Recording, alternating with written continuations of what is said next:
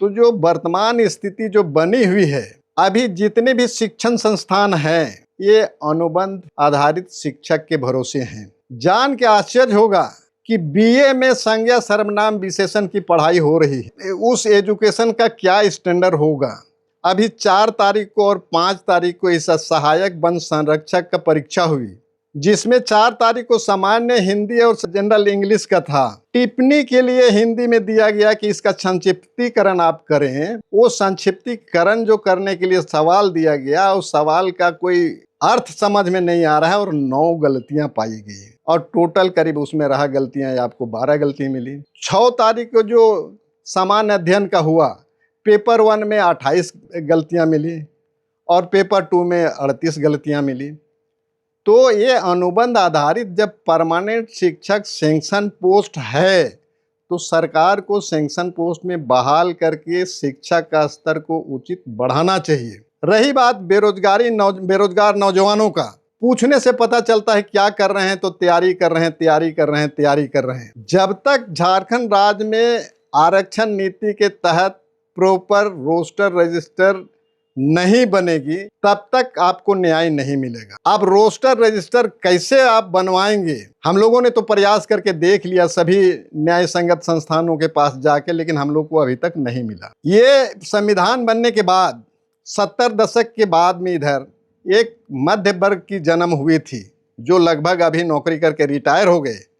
उनके घर में वेल एजुकेटेड लड़के लड़कियां घरे पड़े हुए हैं, लेकिन नौकरी नहीं मिल रही, ना कोई बिजनेस कर पा रहे हैं। तो ये मध्य वर्ग अगर मौलिक अधिकार को लागू नहीं कराएंगे तो कल के दिन फिर पुनर्मूसिको भवः वाला स्थिति हो जाएगी। वर्तमान में अभी हमारे विधानसभा में एसटी का 28 रिजर्व सीट है, लेकिन सौभाग्य से इस बार 30 हमारे एमएलए हैं, 9 शेड्यूल कास्ट से हैं और लगभग 21 ओबीसी से हैं। अगर आप टोटल देखेंगे तो 60 एमएलए आपके हैं। ये आरक्षण रोस्टर रजिस्टर की आवाज अभी से नहीं उठ रही है।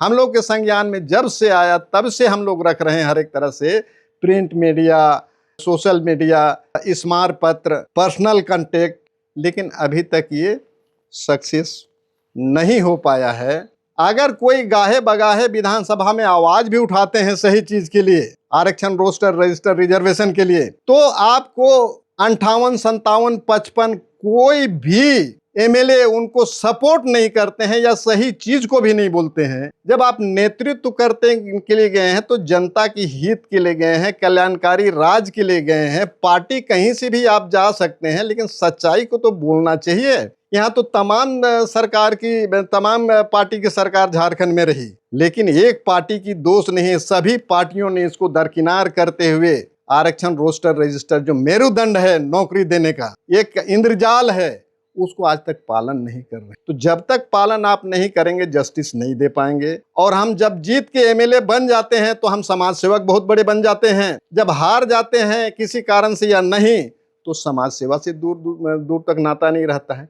ये तो कॉमन डिमांड है, अभी नहीं कि जो 2000 में झारखंड बना तब से ये विसंगतियां है। और विसंगतियों को या तो हमने सरकार को ये भी एडवाइस किया कि अगर आरक्षण रोस्टर रजिस्टर मेंटेन नहीं कर सक रहे हैं तो नेशनल लेवल के जो एक्सपर्ट हैं उससे वर्कशॉप करा लीजिए, लेकिन आप कराइए इसको। इसके लिए हम लोग ने चिट्ठी भी दिया, लेकिन कोई एक्शन रिएक्शन नहीं है। ना कार्यपालिका को चिंता है, ना विधायिका को चिंता है और ना न्यायालय को चिंता है। अभी आपको बतला रहा हूं कि जेपीएससी का 7वीं से 10वीं जो पहला पीटी का रिजल्ट निकला था बहुत अच्छा था और उनका कट ऑफ मार्क्स सामान्य वर्ग के लिए 260 किया गया था। लेकिन पता नहीं कुछ दिनों के बाद किस दबाव में झारखंड लोक सेवा आयोग ने संशोधित रिजल्ट निकाला और संशोधित रिजल्ट निकाला। ये बहुत सौभाग्य की बात है। 2019 से 24 में जो सरकार थी, पहली बार झारखंड पब्लिक सर्विस कमीशन का रूल बनाया।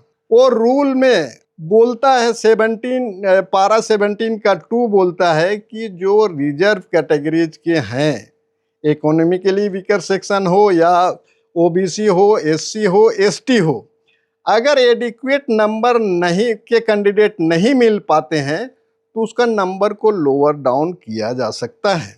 और पारा 18(1) ये बोलते हैं कि जो सामान्य वर्ग के लिए जो मानदंड निर्धारित किया गया है, अगर वो मानदंड मापदंड में सफल हो जाते हैं तो उसको अनरिजर्व कैटेगरीज में रखना है। ये तकलीफ और दुर्भाग्य की बात है कि सामान्य वर्ग के लिए 260 नंबर कट ऑफ मार्क दिया गया था, उसमें ओबीसी का 252 नंबर आया था, बाकी नीचे थे।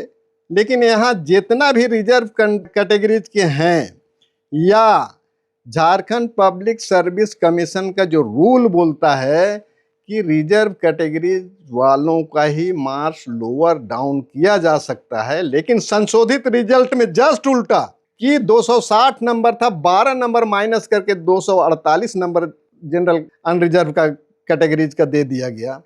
नतीजा ये हुई कि BC1 के 694 बाहर हो गए, BC2 के 486 बाहर हो गए, इकोनॉमिकली वीकर सेक्शन के 151 बाहर हो गए, शेड्यूल कास्ट के 111 बाहर हो गए, शेड्यूल ट्राइब्स के 145 बाहर हो गए, और इसको सीधा सीधी अनरिजर्व को ट्रीट कर दिया सामान्य वर्ग के लिए रिजर्व, और 786 नए कैंडिडेट को पास करा दिया। काश ये सामान्य वर्ग और अनरिजर्व कैटेगरीज को डिफाइन कर लिया, या तो ये लोग समझे रहते या ना समझ नहीं बनते, तो यहाँ 1586 SC ST OBC and economically weaker section out हो गए, वो भी उस परीक्षा में रहते।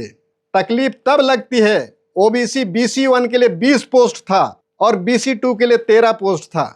ये रिजल्ट निकलती है तो लोग बोलते हैं कि 1:15 होना चाहिए, एक पोस्ट के बदले 15 क्वालिफाई करना चाहिए। OBC के लिए 51 टाइम्स क्वालिफाई किया। अगर वो लोग सामान्य वर्ग में गए रहते तो मैक्सिमम लोगों का उस लिस्ट में जाते और 20 पोस्ट और 13 पोस्ट का 1:5 का रेशियो बनती।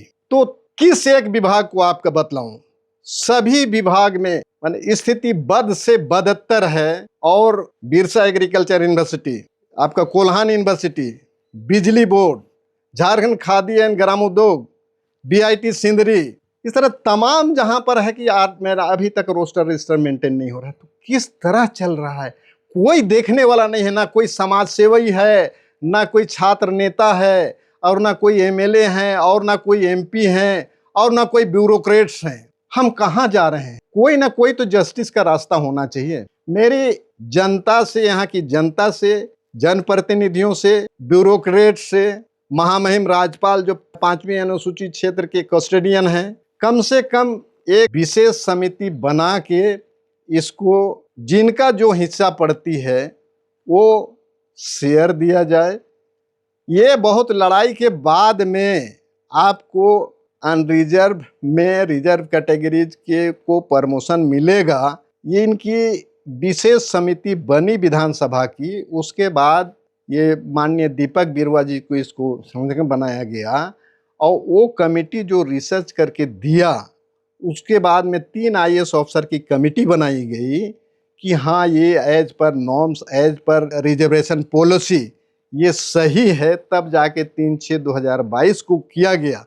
लेकिन अभी भी water and sanitation department, police विभाग, तमाम विभाग में अभी इसको अभी पालन नहीं कर रहे हैं। सरकार ने 3/6/2022 को कानून बना दिया, लेकिन यहाँ ब्यूरोक्रेट्स अपने मनमाने ढंग से चला रहे हैं। इसलिए हमारी बात को कम सुन के विशेष समिति बना के इसको इंक्वायरी करवा दें, क्या सच्चाई है। मैं बोल रहा हूँ उसमें सच्चाई है या जो विसंगतियाँ हैं वो सही है। यहाँ की जनता से, ब्यूरोक्रेट से, सरकार से, सभी से आग्रह करूँगा कि इस पर विशेष ध्यान देकर इस विसंगतियों को दूर करने की कष्ट करेंगे।